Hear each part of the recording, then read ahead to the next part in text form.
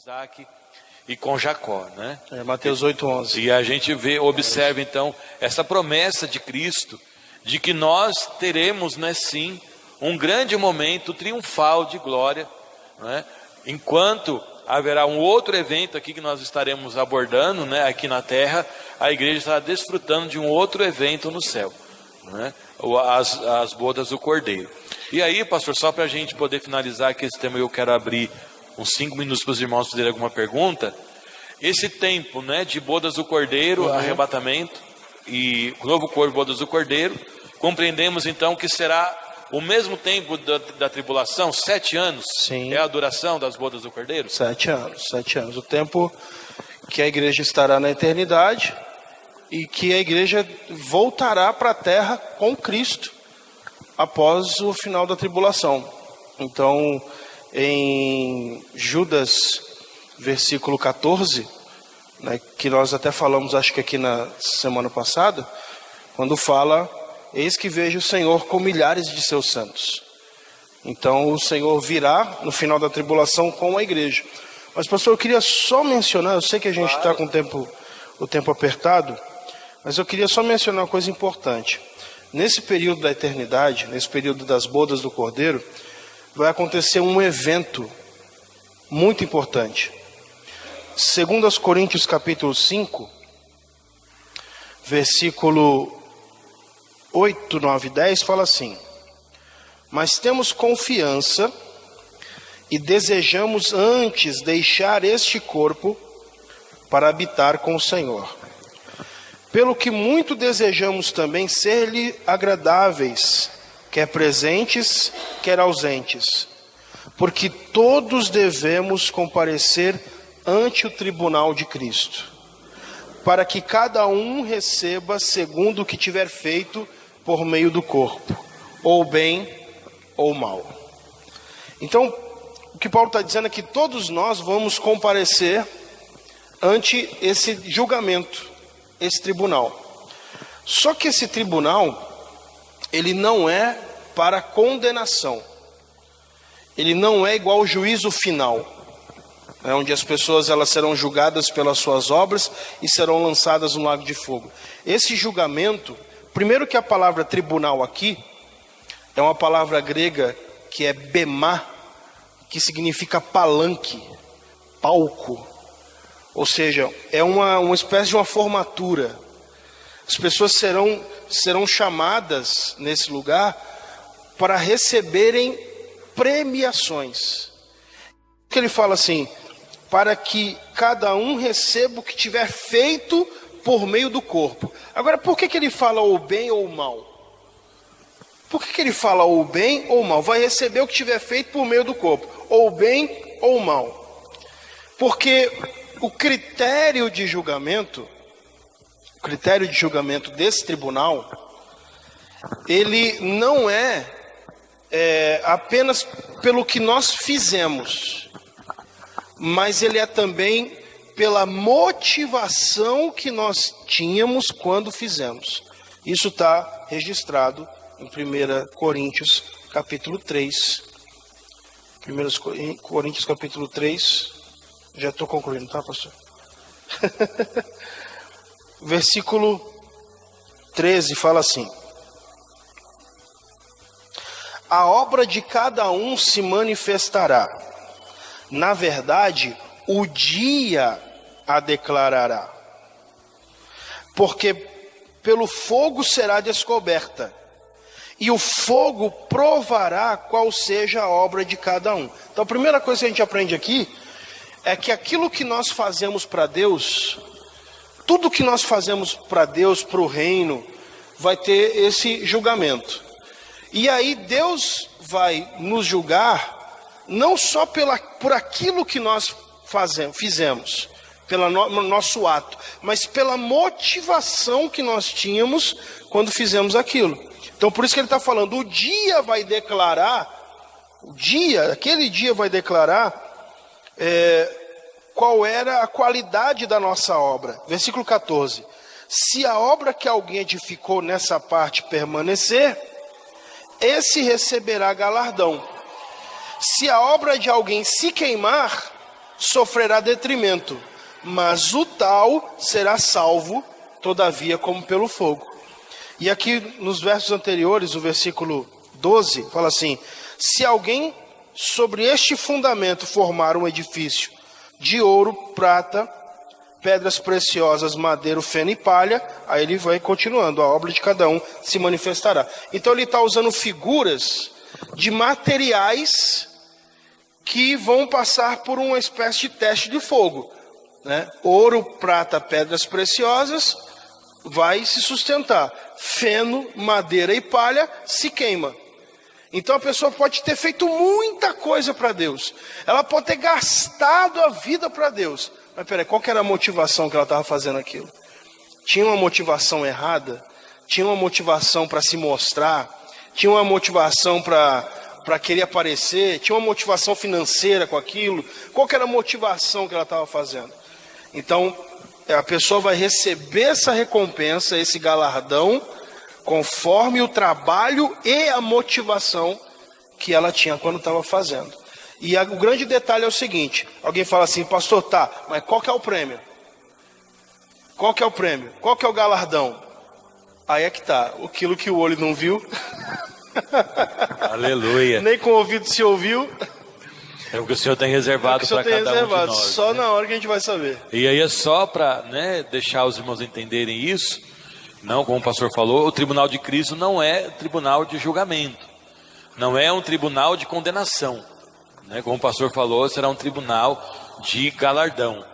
É por isso que ali, essa questão, né, pastor, de prova como fogo, às vezes é mais ou menos aquela pessoa que sai correndo, a casa está pegando fogo, saiu correndo para levar nada e ficou só com a roupa do corpo. Exatamente. Tinha bens materiais, tinha tudo lá, ficou. Né? Então ele vai ficar mais ou menos com aquilo ali que sobrou, né, o que ele pôde se salvar.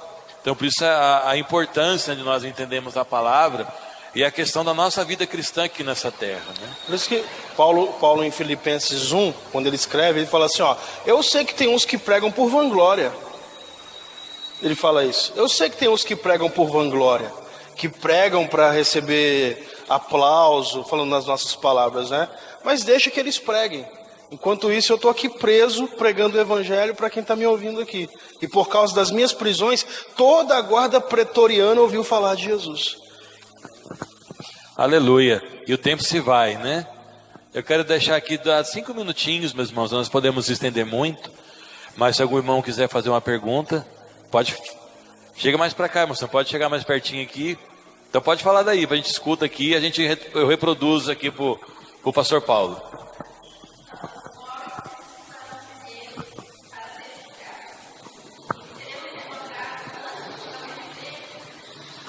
Não, na verdade eles não vão ser arrebatados para ser julgados. Eles serão ressuscitados. Eles serão ressuscitados, mas eles não serão julgados. Eles serão ressuscitados, como diz aqui em 1 Tessalonicenses 4, 17. Vamos ler aqui.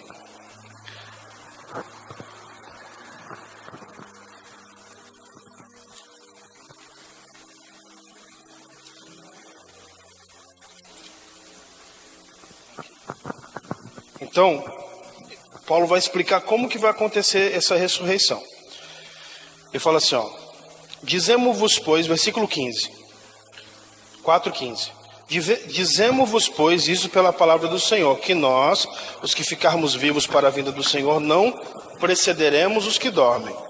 Porque o mesmo Senhor descerá do céu com alarido e com voz de arcanjo e com a trombeta de Deus. E os que morreram em Cristo ressuscitarão primeiro. Então, imagina essa cena, claro que vai acontecer muito rápido, né? Num piscar de olhos. Mas imagina numa cena slow motion, né? Em câmera lenta. Cristo descendo, de repente, as almas dos mortos recebem corpos transformados e vão subindo. E depois a igreja vai sumindo, todo mundo vai sumindo. E aí nós recebemos, nesse momento que nós estamos subindo, nós recebemos esse corpo glorificado, e então nós nos encontramos, a igreja arrebatada, esses santos ressuscitados, junto com Cristo nas nuvens. E aí todos nós iremos para as bodas do Cordeiro, tá? Num mundo espiritual. Todos nós com esse corpo glorificado que nós acabamos de falar, né? O corpo semelhante ao que Jesus tinha, mas esse julgamento, né, que a gente acabou de falar do tribunal de Cristo, todos nós vamos passar juntos. A igreja arrebatada e os santos ressuscitados. Aleluia. Amém? Só também esclarecendo, né, pastor Paulo, que nós estamos falando apenas da ressurreição da igreja. Sim. Né? Tudo que nós estamos falando aqui, queridos, da ressurreição da igreja. Haverá ainda uma outra ressurreição, e aí a Bíblia chama, né, o julgamento do trono branco, que é a ressurreição dos que não foram salvos. Então nós estamos falando aqui dessa ressurreição e desse encontro aqui, tudo isso é da igreja. Sim. São pessoas salvas. Não chegou ainda, nós vamos chegar lá nesse assunto, o momento da igreja, dos outros, né, que não aceitaram a Cristo, ressuscitarem. Então por isso nós estamos falando apenas aqui esse julgamento, que na verdade não é um julgamento, como o pastor falou, é uma distribuição de galardão, uma premiação. Por isso que não há condenação. O julgamento da condenação ainda irá acontecer mais para frente. Eu quero deixar aqui também a outra pergunta, pastor, bem interessante, que a nossa Gemima mandou, a irmã Gemima mandou. Ela falou assim: nós reconheceremos, mas sentiremos falta de alguém? Pastor, aí no caso a gente não tem como ter uma base bíblica para responder, mas levando em conta que nós estaremos com o nosso corpo glorificado, 100% na sua totalidade, desfrutando da presença de Deus, a gente vai estar em total alegria e felicidade e não vamos sentir falta de ninguém não. Eu já passo, pastor, eu também, pastor, eu imagino assim, né, queridos? Como o céu é um lugar de alegria, né, Deus não vai nos deixar sentir falta de alguém para que nós não venhamos a sentir tristeza. Exatamente. Então você imagina no julgamento do trono branco, não é? A gente vê nas almas sendo condenadas, e de repente você vê alguém que você conhece, imagina o desespero. Então como pastor, a gente não tem como afirmar biblicamente, mas a gente imagina que Deus não nos vai permitir sentir isso, para que a gente não entre, né, no céu num momento de desespero. Claro. De repente você vê ali alguém sendo condenado e você, né, qual seria a sua reação? Sai correndo para salvar. Primeiro que a gente sabe que a gente não vai conseguir salvar todo mundo, né? As pessoas têm um direito de escolha, têm um livre-arbítrio, as pessoas são responsáveis pelas suas escolhas e a salvação é individual. Eu não vou conseguir salvar minha esposa, eu não consigo salvar os meus filhos, eu consigo ensiná-los, eu consigo mostrar a eles o caminho, mas eles têm o direito de escolhas deles. Eu tenho 3 filhos, né, 3 adolescentes, e ensino para eles a palavra, levo para a igreja, enquanto estão debaixo da minha autoridade, faço de tudo para mostrar para eles o caminho, mas eu tenho consciência de que eles vão crescer e eles vão fazer as escolhas deles, né? E por mais que eu tenha sido o melhor pai que eu possa ter sido, isso não isenta eles do direito de escolha, né? E é claro, a nossa oração é que a palavra do Senhor se cumpra em Provérbios 22:6. Ensina o menino o caminho que deve andar, quando ele crescer não se desviará dele. Mas cada um é responsável pelas suas A última escolhas. pergunta rapidinho. Juarez pode perguntar, por favor, querido.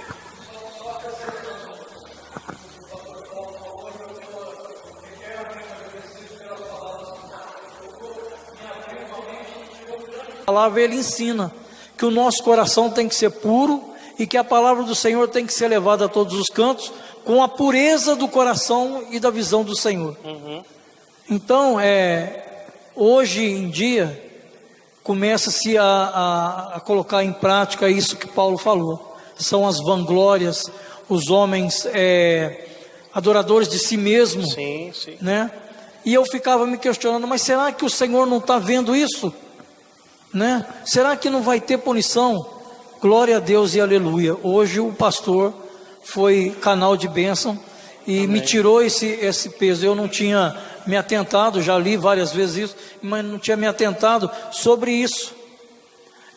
A necessidade de se tirar a escória do coração e do ego e do caráter, para que realmente como o senhor falou, não é um julgamento de condenação, mas um julgamento de limpeza. Sim, Olha, exatamente. você pregou a Exatamente. sua vida inteira, ganhou 10 milhões de almas, porém você tinha no resquício do seu coração, onde ninguém enxergava, que você pregava por vanglória.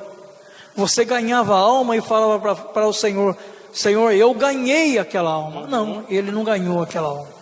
E aquilo ali, naquele dia, que nós estaremos diante do Senhor, essa vanglória vai ser tirada.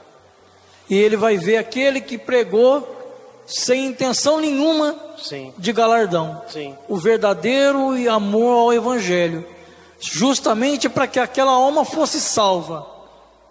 Será muito mais glorificado do que aquele que teve nome, que teve honras terrenas e que teve uma pedrinha só na coroa Aleluia. dele. É por isso que Jesus falou várias vezes a respeito dos fariseus, dizendo assim: olha, quando vocês forem orar, né, não orem nas praças para os outros verem. Quando vocês forem jejuar, não mostrem para as pessoas que vocês estão com semblante caído, com fome, para que as pessoas vejam: nossa, a pessoa está orando, está jejuando, porque essas pessoas já receberam o seu galardão. O galardão deles foi o quê? Foi o reconhecimento terreno. Falou: quando você for fazer, faça isso em secreto, e o teu pai que te vê em secreto te recompensará.